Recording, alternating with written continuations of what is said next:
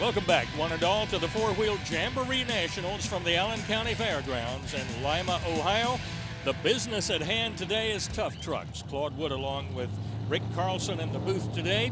And we will have up now Mark Noto and his Super Truck Ford to face Alan Oswalt. Oswald in the Instigator, bright green Ford truck, small block, Mount Vernon, Ohio.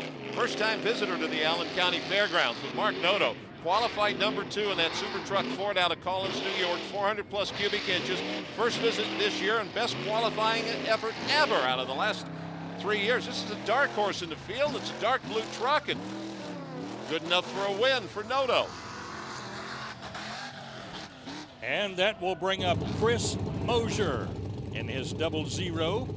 He will face Larry Berger. And Rick, it could be mind games. The inside track looks like it is shorter when in all actuality it's the same distance no matter which lane you're in. You really look at him and you're not sure who the leader is until they make that final turn. Chris Mosier, 00, the orange Ford from Mapleville, Illinois, an LT1 powered truck.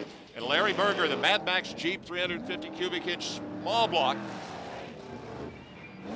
And your winner there, Chris Mosier. And by the way, that is the second quickest time here in the first round, 24.19. And that will bring up Jeff Diedick in the Amsoil General Lee. He will face Steve Cash, Crashing Out. Crashing Out, not really a safe name when you get a start for that white Ford Bronco, 289 early Ford power. Diedick, 2005 Chevy in that LS1 out of Wheaton, Illinois, former points champ. First race with his brand new truck.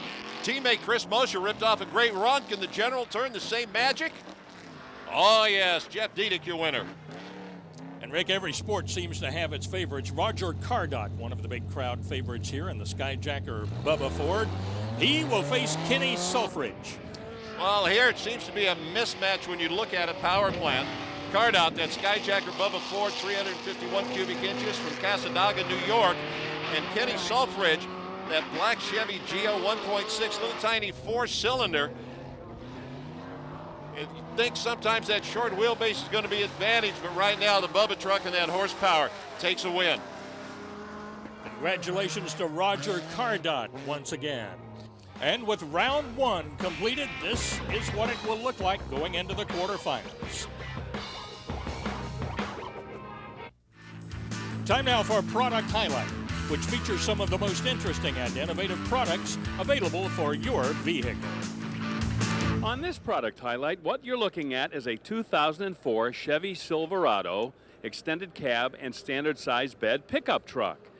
Well, there's more here than meets the eye, and to explain is Gerald Summers. He's the CEO of Extreme Gate Truck Bed Extenders. And why is there more here than what I'm seeing?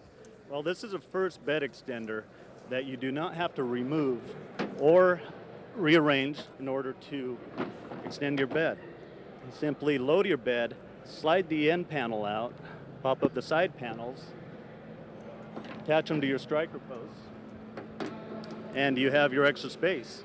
That took about 15 seconds. That's about it.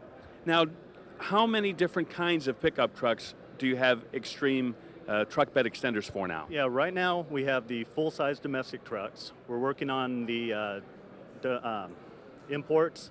We'll have those available here probably within the next couple months. How much extra room can you gain with one of these? With the GM, about 22 inches back, 8 to 10 square feet is on the average. And what would an item like this cost the consumer? We're looking at a retail of $379.